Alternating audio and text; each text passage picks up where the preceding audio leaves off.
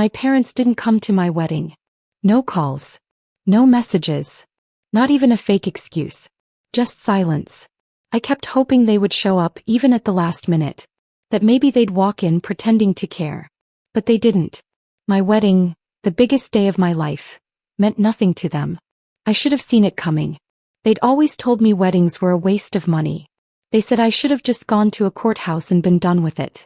But it wasn't about money. It was about control. My younger sister Melanie was always their favorite. She could do no wrong. Me. I spent my whole life trying to earn their love. Their respect.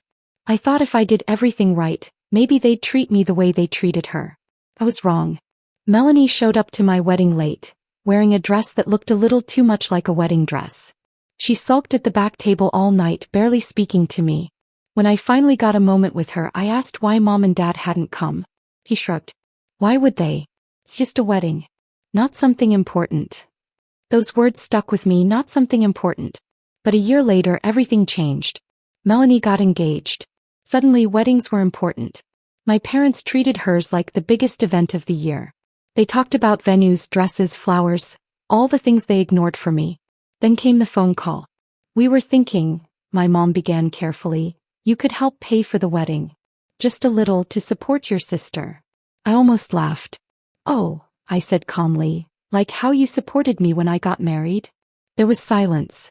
Don't be childish, my dad snapped. Your wedding was a different situation. Different, because it was mine. I leaned back, feeling bitter. How much? I asked. My mom's voice brightened, thinking I'd say yes. Well, the venue alone is $20,000. Then there's catering, the dress. I cut her off. How much do you want me to pay? Another pause. $10,000, she said, almost embarrassed. I took a deep breath. No. Silence. Then the yelling started. You're being selfish, my dad shouted. Melanie would do this for you. I laughed. Really? Because I don't remember her helping me when I couldn't afford my own wedding. She's your sister, my mom said softly. Family helps each other. Family. That word had been used to control me my whole life. When Melanie needed money for school trips, they found it. When I needed money for college books, they told me to get another job. When she wanted to study abroad, they paid. When I wanted my own apartment, I had to manage alone. Still, I kept trying to make them proud. When Melanie graduated, I was already working, saving money, being responsible. But my parents expected me to help her too. She's still figuring things out, Mom would say. You're more stable. So I paid. First her groceries, then her phone bill, then rent, car repairs, even vacations. Whenever I tried to say no, they shut me down. Family helps each other. But it was never both ways. Only me helping them. When I got engaged, I thought things might finally change. I had a small, simple wedding with close friends and a few family members who cared. I invited my parents even after everything. I still wanted them there. I hoped they'd be happy for me. They didn't come. Instead, they went on vacation with Melanie that weekend. I should have cut them off right then. But deep down, I still wanted their approval. But now they were asking me for $10,000 like I owed them. I thought saying no would be the end of it. I thought they'd let it go. I was wrong. The guilt trips started right away. Calls from Mom. Messages from Dad. Think about what you're doing, they said. Do you really want to ruin your sister's wedding? Then Melanie messaged me. You're seriously not helping? She wrote one night. It's just money. You earn enough. Why are you being so bitter? Bitter. That word hit harder than I expected. She had no clue what I had done for her all these years. I didn't reply. A week later, the calls changed. The fake concern was gone. Now it was just anger. You think you're better than us, my dad snapped. You think just because you got married and moved out, you're too good for your family. I almost laughed. It was so obvious what they were doing. No, I said calmly.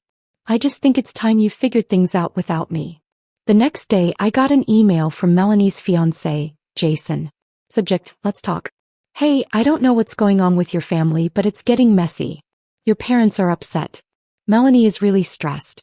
I know there's history here, but maybe we can work something out. You don't have to pay the full $10,000, but if you could help with something, it would mean a lot. Let's talk.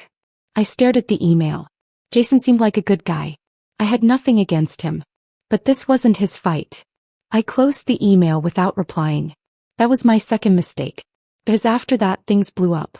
It started slowly. Melanie acted like the victim. She posted on social media about selfish people who don't care about family. She wrote about how hurt she was that some people were refusing to help her with her wedding. Then the messages started. Friends, family, even people I hadn't spoken to in years. What's going on? Why aren't you helping Melanie?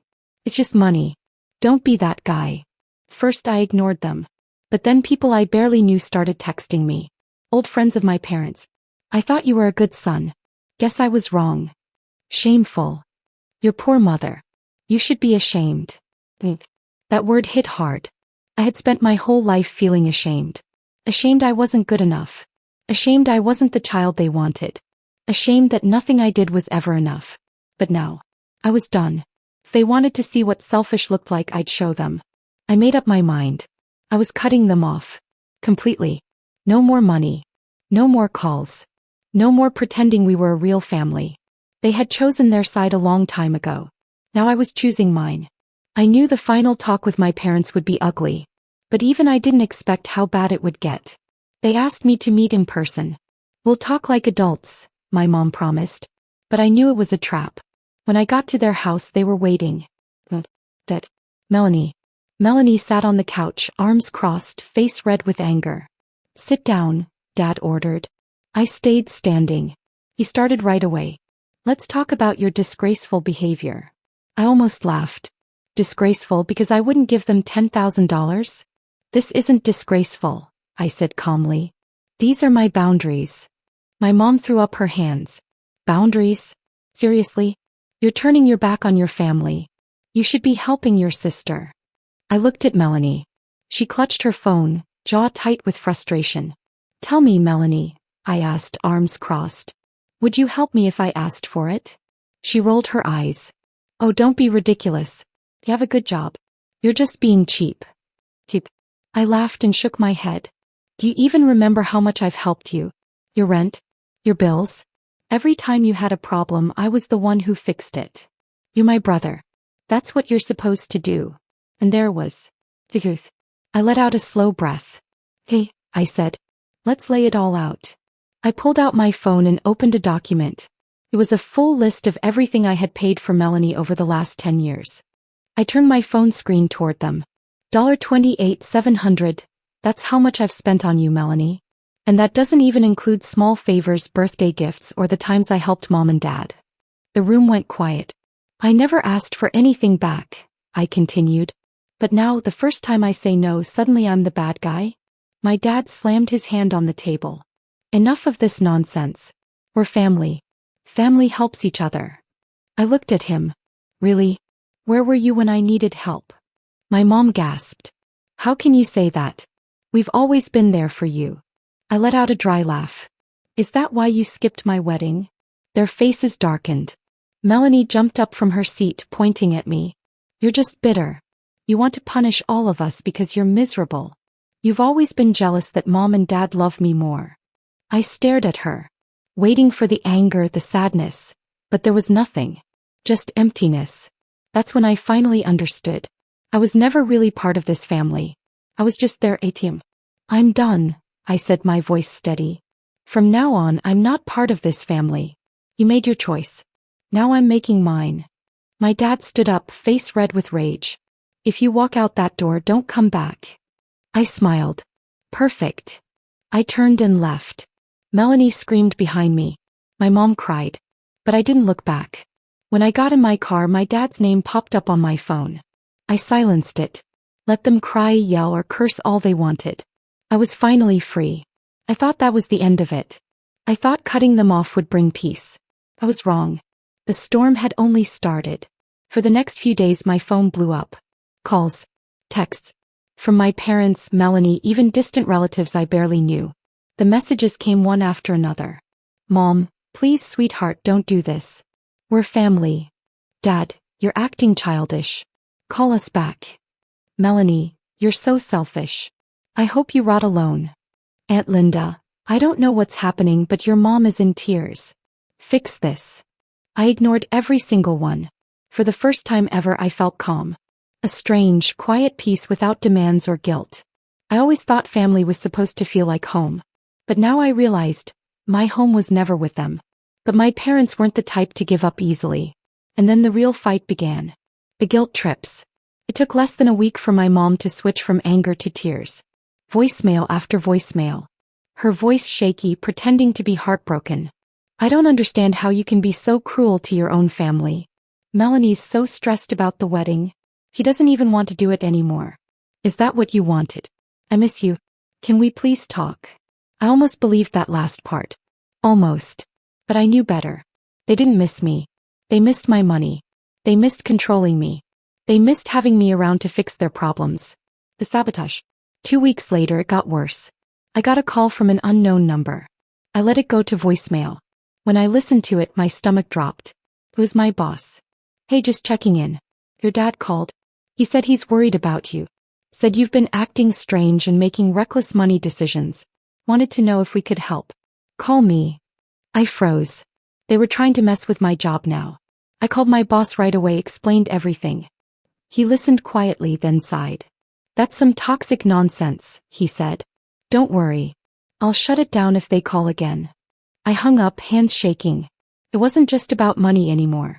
They saw me as the enemy now. And if they couldn't control me, they wanted me to fail. That moment confirmed it. I made the right choice walking away. The silence. After that, everything went quiet. No calls. No messages. No fake apologies. At first I thought it was over. But I knew better. They were just waiting for their next move. 2 months passed. Life got calmer. I focused on work. I made new friends. For the first time I actually enjoyed my life. Then one evening a text came from an unknown number. Melanie, hope you're happy. The wedding's cancelled. Mom and Dad blame you. I blame you. You ruined everything. I read it twice. Then I deleted it. Because for once in my life I didn't care. The final attempt. 3 months later, just when I thought they'd finally given up, my mom showed up at my apartment. I opened the door. She stood there, clutching her purse, eyes red from crying. I should have slammed the door. But I didn't. I stepped outside and crossed my arms. What do you want? I asked. She wiped her eyes. Can we talk? I said nothing. She took a shaky breath. Your father's not doing well. He's not sleeping. He's barely eating. I stayed quiet. She tried again. I know we made mistakes. But we're still your family. That word again. Family. The same word they used to control me for years. It didn't work anymore. I'm not coming back, Mom, I said flatly. Her eyes widened. You can't mean that. I do. Her face twisted in anger. So that's it? You're abandoning us. I let out a small laugh. You abandoned me a long time ago. I'm just finally returning the favor. Tears filled her eyes. I don't even recognize you anymore. I met her gaze. Maybe that's because for the first time I'm standing up for myself. She stood there, breathing hard, searching for words. Then she shook her head. You'll regret this. No, I said, stepping back inside. I won't. And I shut the door. Moving forward. That was the last time I saw my mom. Later I heard from distant relatives that Melanie had a small, cheap wedding. My parents weren't happy about it. They blamed me for everything. I expected that. What I didn't expect was how good it would feel to finally be free. No more guilt. No more manipulation. No more being treated like an ATM instead of a son. For the first time in my life I was living for me. And I had never felt happier. Lessons learned. I used to believe family was forever. That no matter what, blood always came first. That if I worked hard enough, gave enough, sacrificed enough, maybe one day my parents would see my worth. But that day never came. And now it never will. It's been a year since I walked away, set boundaries, and finally chose myself. And in just 1 year I've learned more about love, family, and self-respect than I ever did spending my life trying to please them. The aftermath. What happened after I shut the door on my mom that day? I thought she'd keep trying. Maybe show up again. Maybe send more guilt-filled texts. But instead, nothing. Total silence. And honestly, that silence almost hurt more. For weeks I kept checking my phone, expecting a call or a dramatic message from Melanie. But there was nothing. It was like I didn't exist to them anymore. At first it hurt. As much as I wanted to be free, part of me still wanted their approval. And it hurt how easily they let me go. But slowly that hurt faded. As I realized, I wasn't losing a family. I was escaping a cage. Finding myself again. With them gone, I had to ask myself, who am I when I'm not being used? For years, my whole identity was about them. I was the provider. The problem solver. The one who kept everything together, even if it drained me. No, I was just me. And at first, that was scary. I didn't know what to do with my time, energy, or money. I didn't even know what I wanted because I'd never been allowed to think about myself. So I started small. I took my first real vacation.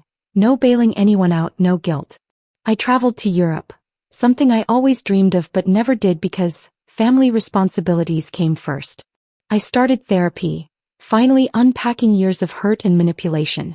My therapist was the first person to tell me, you don't owe them anything. And slowly I started to believe it. The final attempt. 6 months after I cut them off, my dad tried one last time. An unknown number popped up on my phone. I let it go to voicemail. When I listened, my stomach twisted. Hey, it's Dad. I know things got messy, but we're still your parents and you'll always be our son. It's time to let the past go. Come home. I sat there staring at my phone. Not once did he say sorry. Not once did he admit what they did. Just smooth words to try and pull me back in. For a moment I thought about calling back. But then I remembered. The years of guilt. The way they laughed behind my back while using my money. The way they tried to sabotage me when I stood up for myself. I deleted the voicemail. That was the last time they ever tried to contact me. A new beginning. 1 year later, I'm happier than ever. I got promoted at work. Something that never would have happened if I was still drowning in their demands. I moved to a new city, far from all the drama. And most importantly, I built real relationships. People who actually care. Friends who don't treat me like a wallet. A partner who loves me for who I am, not for what I can give. For the first time ever, I know what healthy love feels like. Lessons learned. If there's one thing this whole experience taught me, it's this. Family isn't about blood. It's about love, respect, and care. Just because someone shares your DNA doesn't mean they deserve a place in your life. Love without respect isn't love. It's control. And no matter what anyone says, you don't owe anyone your peace, your money, or your happiness just because you're related. I used to think walking away from my family was the hardest thing I'd ever do. Now I know, it was the best thing that ever happened to me.